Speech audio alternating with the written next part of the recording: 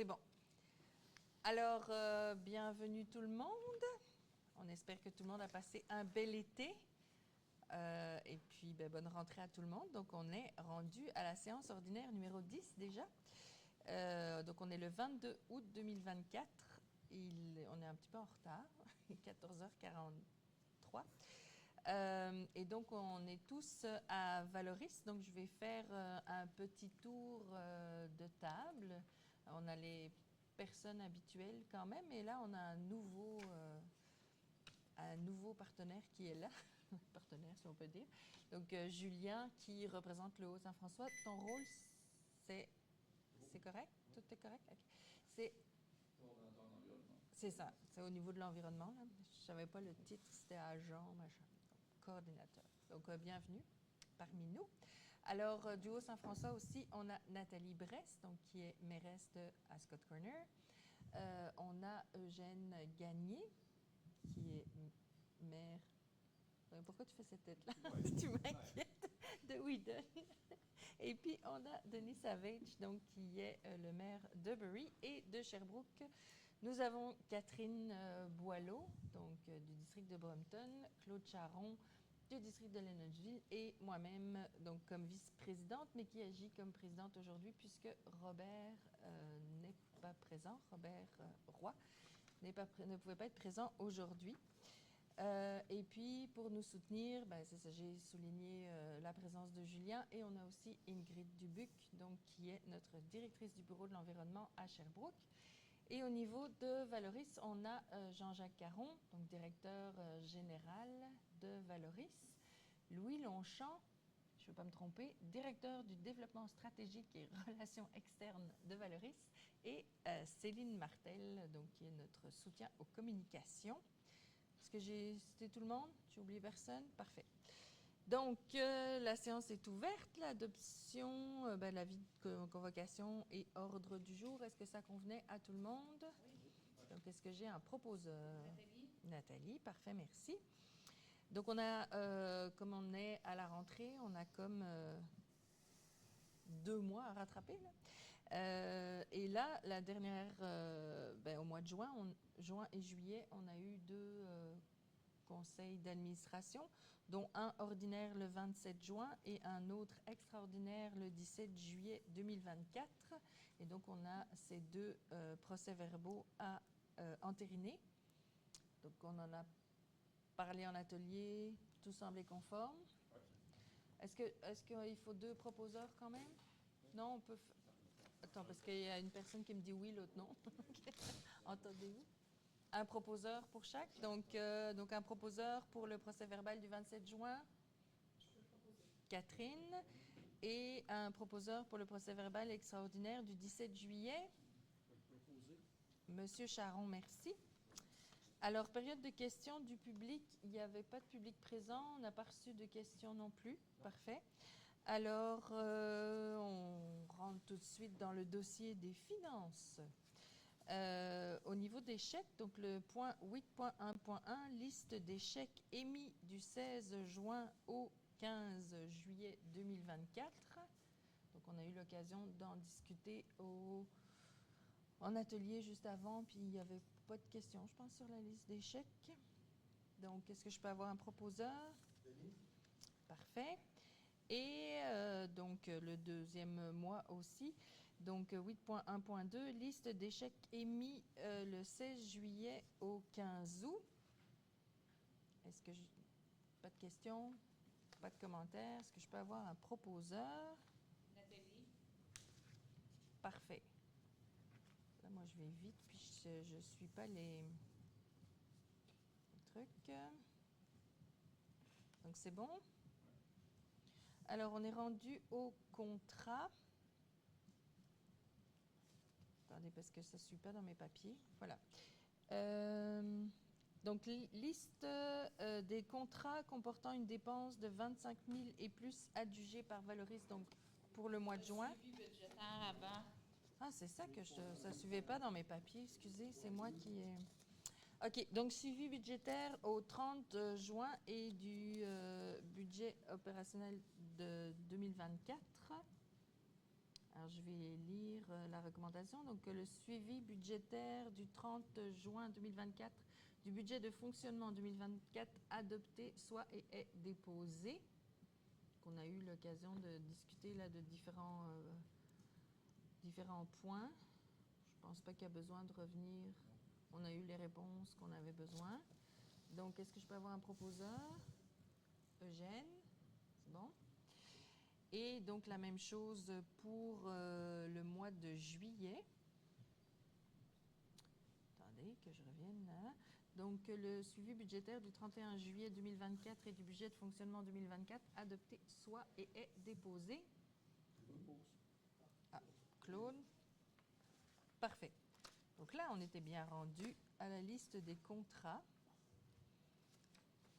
Voilà. Donc, liste des contrats comportant une dépense de 25 000 et plus adjugée par Valoris en juin. On n'avait pas eu de questions non plus à ce niveau-là. Donc, je vais lire la recommandation, puis quelqu'un le proposera. Que la liste A, liste des contrats comportant une dépense de 25 000 et plus adjugée par Valoris en juin 2024 soit et est déposée. Que la liste B, liste des contrats entre 2 000 et 25 000 conclus avec un fournisseur totalisant 25 000 depuis le début de l'exercice financier soit et est déposée. Que la liste C, liste des contrats entre 2 000 et 25 000 conclus avec un fournisseur ayant atteint 25 000 au cours d'un mois précédent en 2024 soit et est déposée. Proposé par Nathalie. Parfait. Je regarde vers l'équipe si vous avez bien entendu. Là. Parfait. Et donc, la même chose pour le mois de juillet. Donc, la liste A, liste des contrats comportant une dépense de 25 000 et plus adjugée par Valoris en juillet 2024 soit et est déposée. Que la liste B, liste des contrats entre 2 000 et 25 000 conclus avec un fournisseur totalisant 25 000 depuis le début de l'exercice financier soit et est déposée. Et que la liste C, liste des contrats entre 2 000 et 25 000 conclus avec un fournisseur ayant atteint 25 000 au cours d'un mois précédent en 2024 soit et est déposée. Je propose. Monsieur Charon, parfait. Alors, autorisation des dépenses incompressibles pour l'année financière 2024, donc au point 8.5.1. Est-ce que j'explique ou tu veux expliquer, Jean-Jacques? Je sens que je vais expliquer. En fait, on essaye d'être plus efficient au niveau de la gestion financière et tout ce que ça comporte comme démarches administratives et de paperasse et de gestion de chèques, etc. Donc, ce qu'on veut, c'est faciliter les choses plutôt que de produire des chèques papier qu'on doit signer, qu'on doit double signer. Donc, ça veut dire que soit donc Robert qui représente la MRC de Saint-François, soit moi qui représente Sherbrooke, devons double signer. Comme il y a un certain nombre de paiements qui sont récurrents, que ce soit hydro ou ces choses-là, des choses que de toute façon on ne peut pas ne pas payer, que les paiements sont constants, donc il n'y a pas tant de questionnement autour de ça, mais on le passerait à ce moment-là en paiement électronique, donc avec une signature, sachant que de toute façon, on voit tout passer. Et donc, ça va comme alléger un petit peu la gestion administrative. Est-ce que je l'ai bien expliqué? Oui, tout à fait. Puis si je peux Parfait. compléter, c'est une recommandation du vérificateur. Effectivement. On a un processus de double signature ou de double approbation. Tout à fait. Là, je retrouve pas, j'étais déjà partie trop loin. Bon, voilà. Donc, je vais lire la recommandation. Attendu que les dépenses incompressibles sont des coûts fixes ou inévitables, qu'il est impossible de ne pas pas assumer en raison d'une obligation contractée ou la nécessité de posséder certains biens pour le bon fonctionnement ou encore en fonction de leur nature, attendu qu'il y a lieu d'affecter en début d'exercice les crédits pour les dépenses incompressibles autres que celles découlant d'engagements antérieurs, il est résolu d'autoriser pour l'année 2024 les dépenses incompressibles suivantes selon les sommes établies au budget d'exploitation 2024. Donc, je ne lirai pas la liste là. on a une première liste, puis tantôt on en a discuté, on en a rajouté d'autres aussi. Donc, de toute façon, la résolution va être publique, là. Peut-être donner un exemple. Ben, j'ai dit hydro, TELUS Mobilité, la CSN, les entretiens ménagers, toutes ces choses-là. Là. Donc, que tout le monde sait, on les reçoit à la maison aussi, ces factures-là. Donc, voilà. Donc, j'ai besoin d'un proposeur, par exemple. Parfait. Merci. Alors, on était... on va tourner la page. Donc, lieu d'enfouissement technique, le dépôt des tonnages, donc 9.1.1, tonnage des matières résiduelles acheminées au site de Bury, mensuel juin 2024 et cumulatif 2023. Donc, on a toujours la comparaison avec l'année précédente. Donc, le bilan mensuel et cumulatif du 30 juin 2024 du tonnage des matières résiduelles acheminées au site de Bury soit et est déposé. Est-ce que j'ai un proposeur? Nathalie? Merci. Et donc, même exercice pour le mois de juillet. Touloulou. Donc, le bilan mensuel et cumulatif au 31 juillet 2024 du tonnage des matières résiduelles acheminées au site Bury soit et est déposé. Ah, Claude. OK. Monsieur Charon. Bon.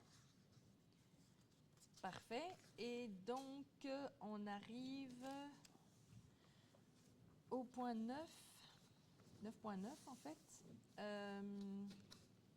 Site de Bury, donc annulation de l'appel d'offres 2024-07 de services professionnels pour les plans, devis et surveillance de projets de réaménagement de l'entrée du site d'enfouissement de Valoris à Bury et signature d'un contrat de gré à gré avec la ferme GBI Expert Conseil Inc. Donc là, il y a quand même... veux-tu Ouais, je peux expliquer. On avait lancé un appel d'offres simplifié là, pour avoir des services d'un ingénieur pour finaliser les plans de vie pour le réaménagement de l'entrée du site de Valoris, qui consiste aussi à installer 2 nouvelles balances. On a lancé un appel d'offres, on a demandé à 3 soumissionnaires parce qu'on était confiant que le montant de l'appel d'offres serait en dessous de la valeur minimale pour faire un appel d'offres public. On a reçu seulement une soumission. Puis on a, dans ce temps-là, la nécessité d'avoir un comité qui fait l'analyse des soumissions. On s'est rendu compte pendant l'analyse de la soumission qu'il y avait une petite irrégularité là, administrative, c'est une technicalité qui a fait en sorte qu'on devait rejeter l'appel d'offres. On a été accompagné par notre conseillère légale, puis ce qu'elle nous a recommandé, c'est de rejeter l'appel d'offres. Puis compte tenu qu'il y avait un seul soumissionnaire, bien, par après, de signer un contrat gré à gré. C'est ça. Nos procédures le permettent, signer un contrat de gré à gré avec le seul soumissionnaire, Ouais. de façon à pouvoir avoir une entreprise qui va nous offrir les services là, qu'on a besoin.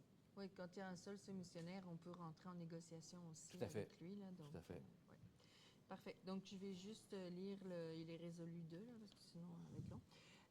D'annuler l'appel d'offres 2024-07 de services professionnels pour les plans, devis et surveillance de projets de réaménagement de l'entrée du site d'enfouissement de Valoris à Bury, d'autoriser la signature du contrat de gré à gré de services professionnels pour les plans, devis et surveillance du projet de réaménagement de l'entrée du site d'enfouissement de Valoris à Bury à la firme GBI Expert Conseil Inc. au montant de 85 477 $ et 40 sous, taxes en su, et de nommer M. Joey Labranche comme gestionnaire de projet. Propose Catherine Boileau, parfait. Excellent. Puis, presque dernier point, donc dépôt du règlement numéro 5.14 modifiant le règlement numéro 5 de la Régie intermunicipale du Centre de valorisation des matières résiduelles du Haut-Saint-François et de Sherbrooke. En fait, c'est un changement dans le règlement parce qu'on ne peut plus, en fait, les souches. La tarification des souches. Les souches ont changé de statut. Elles ne sont plus des souches, elles sont un polluant. Donc, on ne peut plus gérer ça de la même façon. Et donc, on est obligé, évidemment, de lui donner... ça vous fait rire, mais moi, ça me fait moyen rire. Là. Je trouve ça ridicule. Mais bon, ça, c'était mon éditorial du jour, qui n'implique que moi. Donc, c'est ça. Donc, on est obligé de lui donner un autre statut dans le type de matière qu'on reçoit. Et donc, ces matières-là vont être envoyées directement à l'enfouissement. Et donc, ça implique un autre type de tarification au grand désespoir de plusieurs. C'est moi qui l'avais proposé d'ailleurs. Donc, je vais juste lire la fin, là, que le règlement numéro 5.14 soit adopté, enregistré et copié au livre des règlements de la Régie, sous le numéro 5.14, qu'il soit revêtu du sceau de la Régie, signé par la présidente du Conseil et le directeur général et déposé sous la garde de ce dernier. Voilà. Je propose. Nathalie propose. Parfait. Donc, c'était notre dernier point. Juste mentionner que le mois prochain, donc, on se retrouve le 25 septembre, qui sera un mercredi, parce que nos collègues du Haut-Saint-François vont être à la... Comment vous appelez ça?